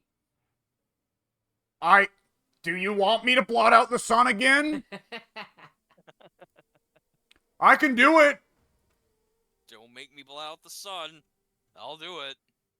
Oh no, I need You this fool! for this. They didn't tell me that. What do you need for what? Feathers for the Ironhead arrow. Oh yeah, feathers are a little trickier to get. Feathers are kind Uh, of hard to get in this game unless you make a specific Do effort. I have to go sickle a bird? No, you can, if you find vulture's nests, you can sickle those, but in my experience, the best way to get feathers that I've got ludicrous quantities of is teleport to the jungle at the map room, then go down and kill a bunch of shoebills. Ah, that makes sense. Yeah, that actually does. Alright, let's go Guns N' Roses. Wait, where's the teleporter? What the heck is The map that room thing? is... Huh? That's never What the heck good. is this thing? Why is he attacking me? Oh no! Oh, it's the monkey! Oh, no, The monkey lost his shit! That's a monkey? The monkey's going ape It's shit! the demon It's going monkey. ape shit! It's I going got ape him. shit! Okay. Give me your blood! So apparently the monkey is not as docile as the horse. Or, well, the horses don't really... Well, no, the horses do attack. I guess just the demon one doesn't. The demon actually gave me back more blood than I put in. Dude, That's exploit. yeah, I was gonna say that's an exploit in waiting. To be fair, it still takes one sacrificial blood from a thrall, and killing dragons gives shitloads of demon blood. So it's not really that much of an exploit, but nonetheless, that is funny. That actually is. It's kind of like how I can summon the demonic rhino and then just kill it for thick hide. Yeah. Don't think they were quite planning on that. If I'm living too far from anything that has thick hide, that's not bad, actually. Interesting. All I'm gonna need to all right, kidnap Alex, where are you hiding the map room so I can teleport to the jungle? It is way down back near, do you know the big ass stables building where we keep baby animals? The babies? I don't. Is that It's the castle kind of or at out? if you're facing the stairs, if you're at the base of the grand staircase, kind of continue along that area to the right. You'll kind of go a little bit down a little slight hill, and that's where the map is. Ah, the big map structure. I see. Because if it's not a map Mhm. room, what would we call that? Map platform? Yeah, until we get an actual map room set up, it's just kind of thing. Map thing. That's where you find the map thing. You dumb idiot. I've never tried it yet. I guess I should probably try it now. Oh no, or at I'm least... getting corruption. Where am I? This isn't the jungle. Put you by... This is not the jungle. You spawn next to whatever item, I guess, I guess the teleport markers always cause corruption, don't they? How did I teleport Shit. back? Die.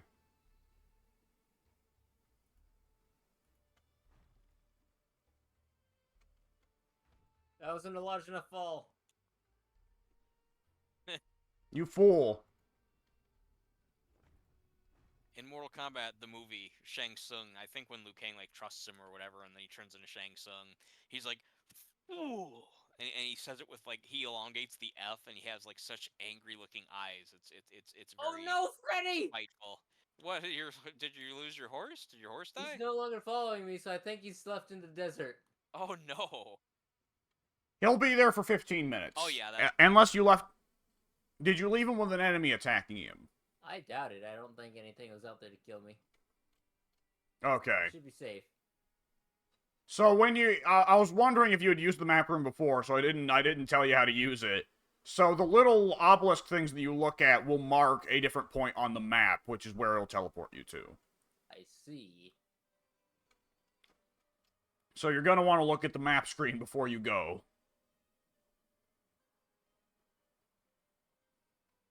And don't let it... before you go and don't let it leave you hanging like a yo-yo. Help. What? What did you just say? I don't Before know. you go, don't leave it hanging like a yo-yo? I mean, that's probably a reference to something, but I've never heard it. Wake me up before you go. Yeah, there you go. I need help. What did you just say? Alex, what did you just say? I need help? Yeah. How do I know which place is which? It lights up on the map. In the actual map room, it lights up the... Okay, hang on, I'm coming down there. Yeah, let me go see this too. I'd like to gain this knowledge, so to speak. Wisdom. Okay, Where's so when you Fitz look at at? any one of these... When you look at any one of these pillars and find the volcano much less interesting, Oh, I see. if you look at, for instance, this... It makes the unnamed city light up on this little map, it right? shows a glow of where the actual teleport destination is. Yeah. So you'll want to find the one that lights up the jungle. How cool! So that's how it works. Is this the jungle? That is the jungle. Yes. And so it'll tell Alright, you before I if leave, let me give you something. I've got a bunch that are not attuned. Holy shit.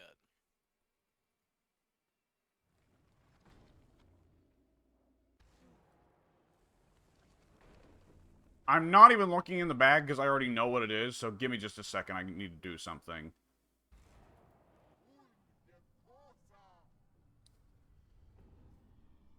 Oh no, he knew! He did it. He did it. He blocked out the sun. Unbelievable.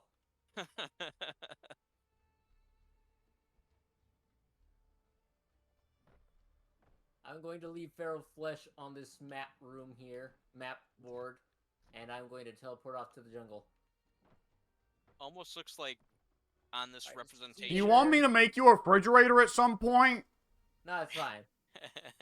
I think you're Why just. do You Oh, just yeah, want yeah. the food to rot in your... It, You just want the food to rot in your pockets and then be mad about it.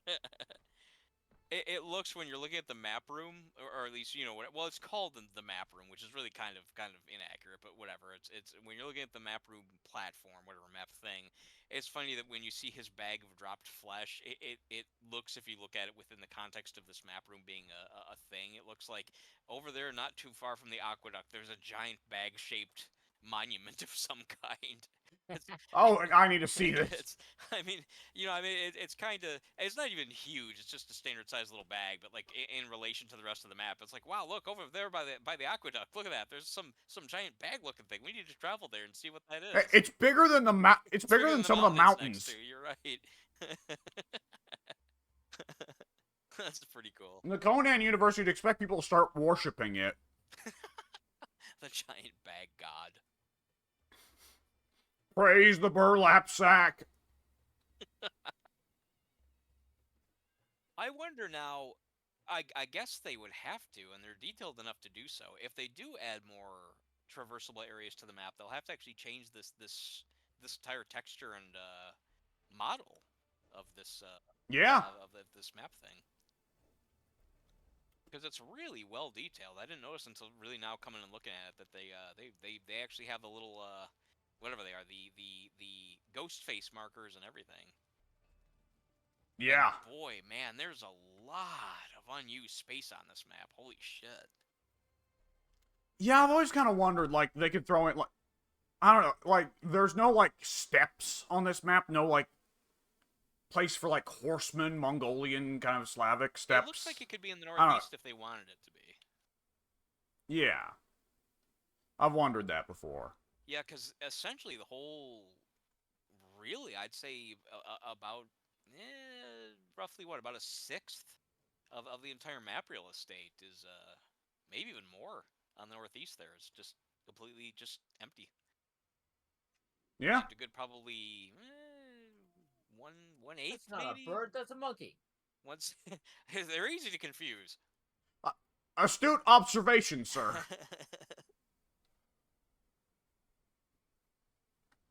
Tell us more, Professor. Oh, there's a bird.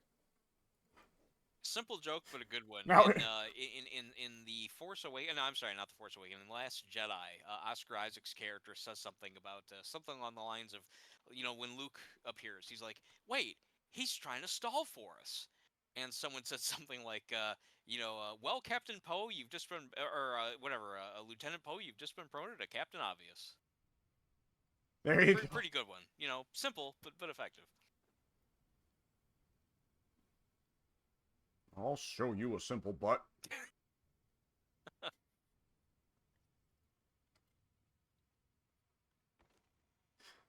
Let's see. Can I teleport with my horse? When you think about it, it should be a rather amazing experience for the horse. Holy shit!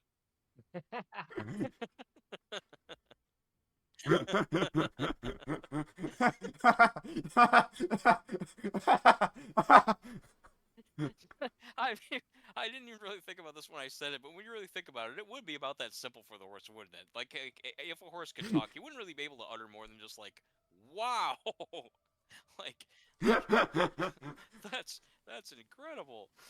Yeah. I harvested the Ugh. she-will and I didn't pluck a single feather. What is wrong with this character? What tool did you use? A knife. Okay, well, knives did actually work for me, but try using the sickle or the axe. Or the You pickaxe. can harvest with a sickle? Yes. Okay. Leave me alone, monkeys. Can I see it? No. Yeah. Localized entirely. Blah, blah, blah. May I see it? No. Well, you're an odd fellow. Is that what he says in response? Well, after that, they just walk out onto the front porch. Well, Seymour, you are an odd fellow, Oh, right. but you steam a good ham. Yes, I do remember that now. Seymour, the house is on fire! No, Mother, it's just the Northern Lights. Isn't there another quick shot or whatever? I don't even think you see it. Like as he's saying goodbye to Chalmers, don't you actually hear her screaming in agony? Yeah, as Chalmers is walking down the sidewalk, Ah! Seymour's mother... No, she goes, help! That's even Help! worse. So many good little moments in that bit. And it's actually, in my opinion, not even really that good of an episode otherwise. That one's like funny, weird little moments in Springfield for supporting characters that you normally don't pay much attention to. Or something along those Yeah. lines. I think, is that one, that might be 22 short stories about Springfield. I think that might be the one with that title. Yeah. Ah, the sickle harvests feathers quite elegantly. There you go. That's what we needed all this time was the sickle. He sounded like a mad scientist reaching that revelation. Ah, the sickle. Now, Like, we Doc- know Doc- what to do. I'll get you next time, Hedgehog. Is that actually what Robotnik? Well, Eggman. Is that what Eggman sounds like nowadays? I do not know what he sounds like in modern media. It's pretty close. Okay. Yeah, I'm used to. Well, I shouldn't say used to because it's very old, but I was raised on the 16-bit Sonics and never played one where he spoke. Yeah. Well, I'm. Addy has we have a stupid thing where every year we release a video on Halloween of one of us playing a Sonic game. The gag being Sonic the Hedgehog is the greatest horror because notoriously Sonic the Hedgehog has a very strange fandom who makes some very strange art and stories of him. I did not know it was excuse me. I did not know it was notorious for that. Is there a particular weirdo fandom? Like a furry subset or something for Sonic? I don't entirely know what it is. I've heard theories of it being related to certain, like, Sonic's design appeals to certain sets of personalities. Okay. But yeah, like, the Sonic fandom is notorious for, like, having loads of art of Sonic being pregnant with Shadow's child, or shit like that, Okay. right? So as a gag on that, Addy has a certain fascination with that sort of weirdo internet culture. He gets a real kick out of it. Yeah. Yeah, so as a gag, every year for Halloween, we do a Sonic video. After a week or two of doing, actual horror games, we then do a Sonic the Hedgehog game on Halloween, the gag being Sonic is the ultimate horror. Okay.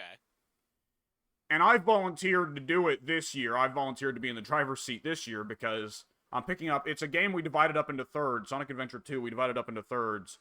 Pink played 1/3, Addy played 1/3. Now I need to play the last third. I need to play the last leg of the race. Which means that I need to go ahead and get the save file up to that point because I did not directly import Pink or Addy's saves. And it is bizarre playing that game because it's very much that, like, late 90s, early 2000s era of Sega experimenting with 3D games with voice acting.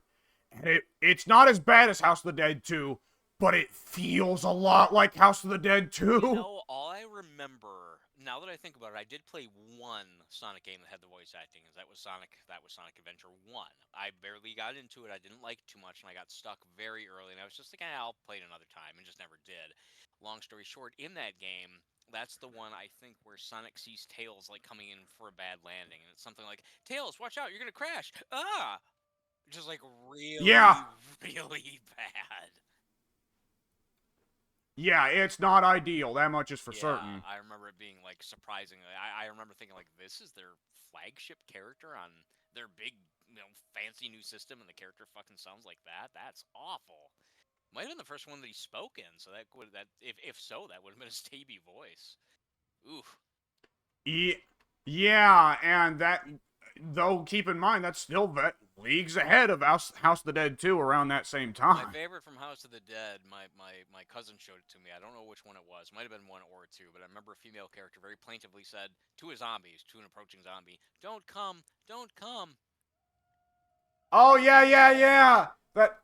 That's one of those hostages that you have to save, Mm. but she shouts that. Yeah, that's House of the Dead 2. House of the Dead 2, every voice line in that game, every single one is like the worst of Resident Evil 1. Yeah, I mean, it was questionably written to begin with, and it wasn't performed very well either. What's up? Like, it's, the villain in particular has, the voice acting is like,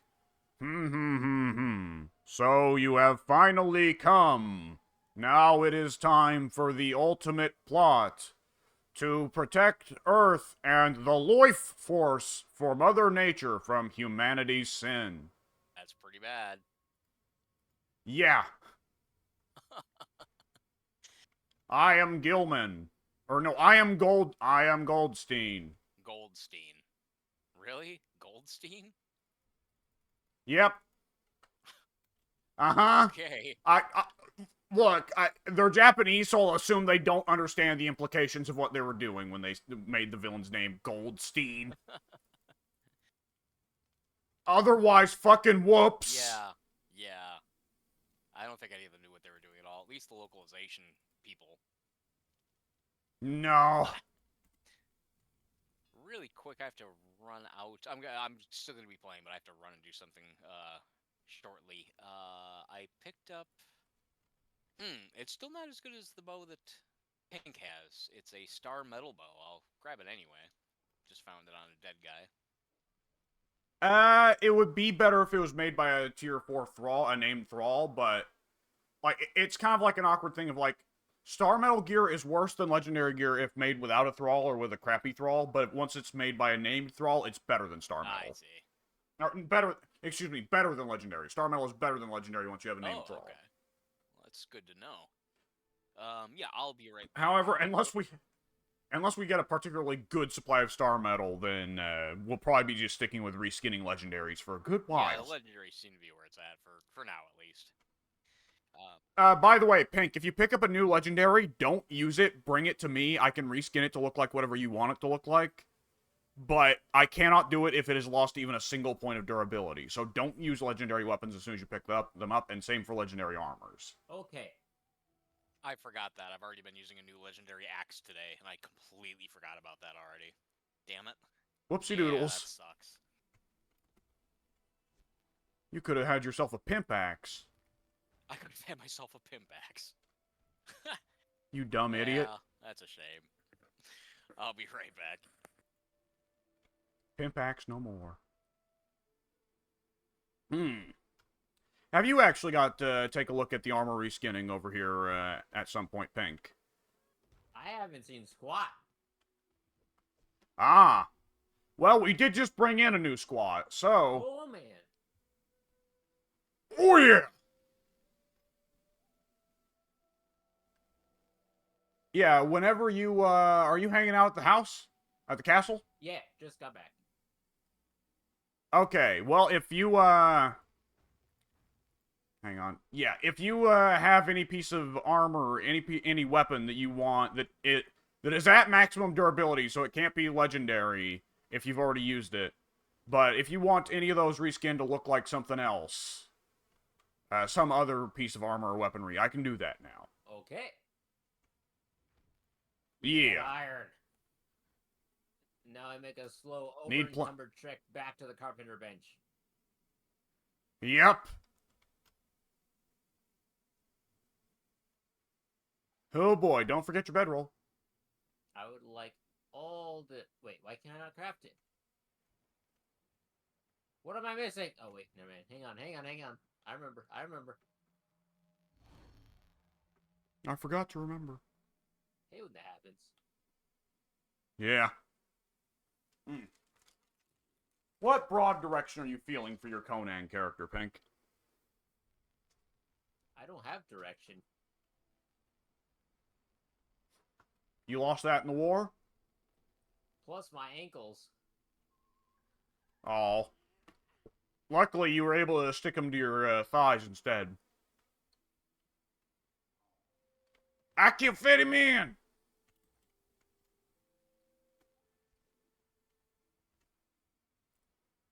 Oh, I see where you died.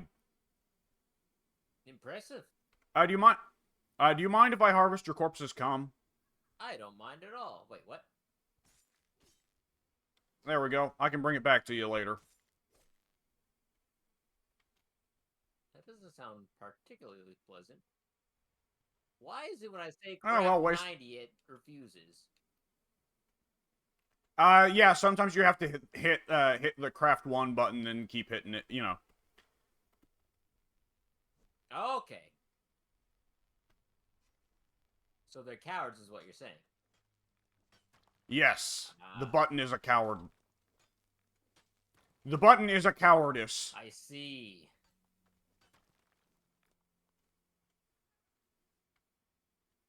What is a button? A cowardly bunch of lie. Okay, I've already fucked up that line. Never mind.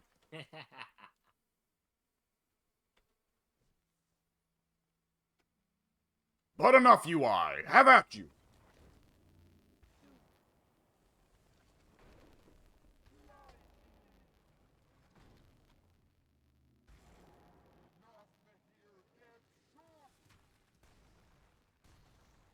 Woohoo! I need to go to somewhere with a lot of trees, come to think of it, and I need to pop the harvest everything around me spell. That would probably be interesting. Oh yeah. I'm gonna go do that. First, I need to explode. Go commit a Thanos. Yes. A siege cauldron? By God. Yeah. It's like a crossover with that with Rainbow Six. Right. Yeah, that's how it works. Precisely. That was an Addy joke.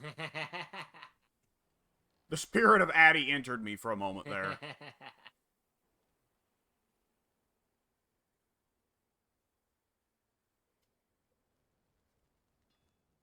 Yeah. Okay, there we go. What if we were Who to put- fill the siege cauldron with marbles? I mean, Uh, I'm no expert, but I've seen Home Alone. I think it would be pretty effective at stopping the enemy advances. You know, that's the kind of innovation that gets you promoted, Pink.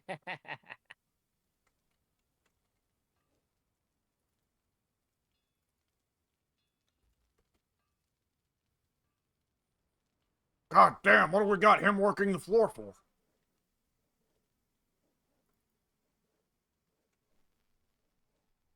Oh, I have 256 feathers. I don't even know where I got that, but I've dispensed it on the carpentry bench for you. That's a lot of feathers. By the way, you have more arrows than I would have than you probably anticipated. Uh-oh. That's a lot of arrows on there, brother. I'm gonna go ahead and cut the recording. It's been going on for a while. Folks, I will see you later. Pink, will you see them later? Possibly. Holy crap! Possibly, that is a lot of yes. arrows. What the heck? Yeah, it is. Okay, It really maybe the is. button